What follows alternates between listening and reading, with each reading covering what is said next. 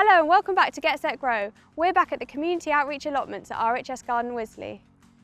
I'm Lettie and today I'll be showing you how to plant your onion and garlic sets, plant your potatoes that we chitted last time, sow your seeds indoors, and give you a guide on crop rotation to keep your plants and plot healthy.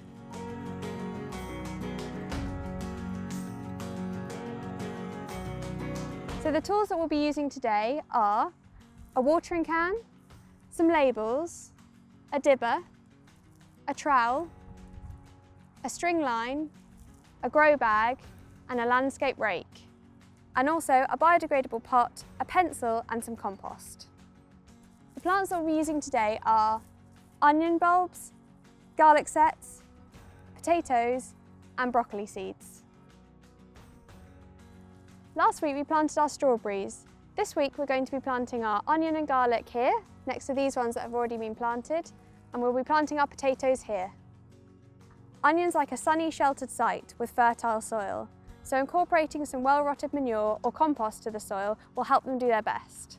You can plant onions mid-March to mid-April, or you can plant them in September, which gives them a head start like these ones. Use a string line to plant against. This will help you plant in a straight line and will help you when it comes to weeding.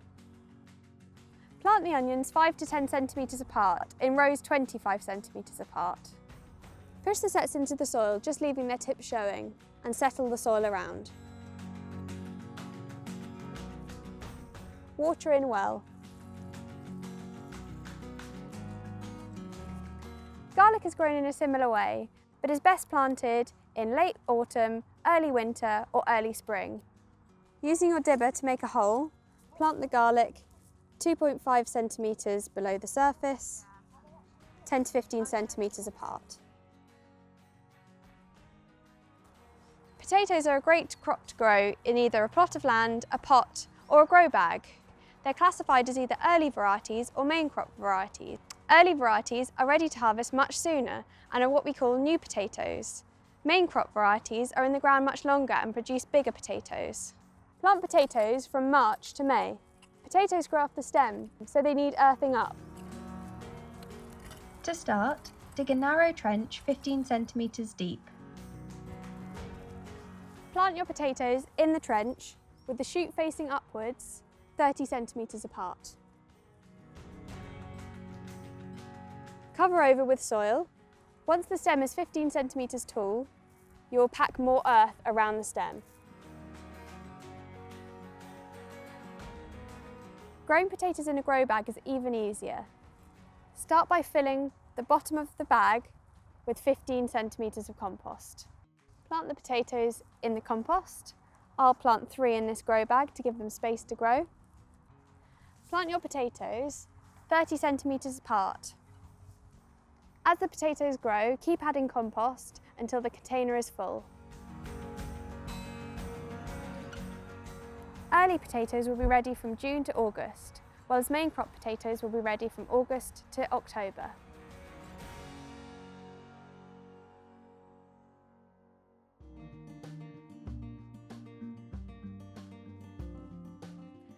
Starting seeds off in a covered area allows them to get a head start before planting out. We're going to be sowing broccoli, which can be sown indoors from March to April. Take a biodegradable pot and fill with seed compost.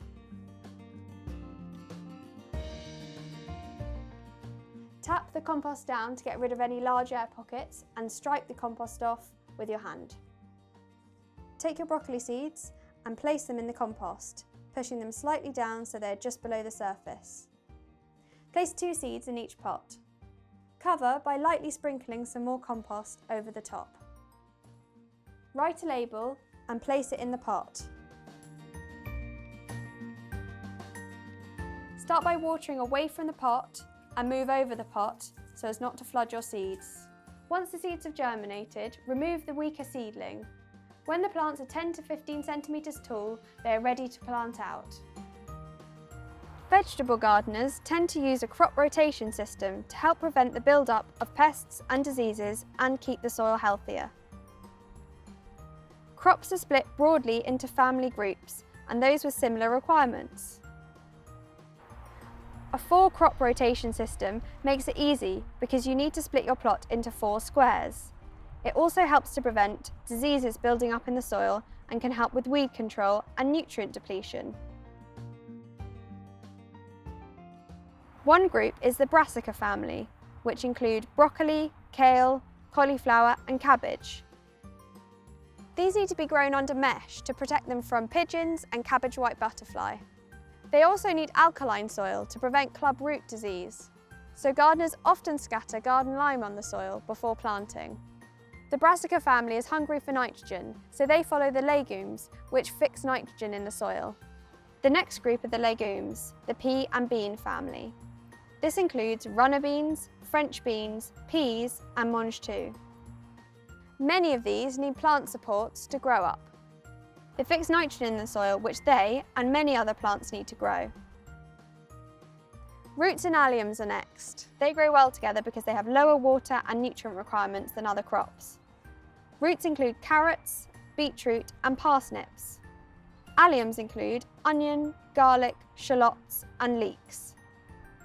Root veg produce a better crop in poorer soil, so plant them before the legumes fix all that nitrogen in the soil. The last group is all the other crops: potatoes, lettuce, spinach, radish, courgettes, squash, sweet corn and more. Like the brassicas, these all have high water and nutrient requirements, and the squash grow big leaves which help to smother the weeds. In spring and early summer, you can also grow leafy crops such as lettuce and spinach between your brassicas and legumes. Harvest these when they are young, as the main crops grow bigger. Today we've learned how to grow our onion and garlic sets, plant our chitted potatoes, sow seeds indoors, and how to run our 4-year crop rotation plan to keep our plot healthy. Next time, Bhupinder will be showing you how to sow seeds direct into the ground, protect your crops, stake your peas, remove weeds, and divide your seedlings.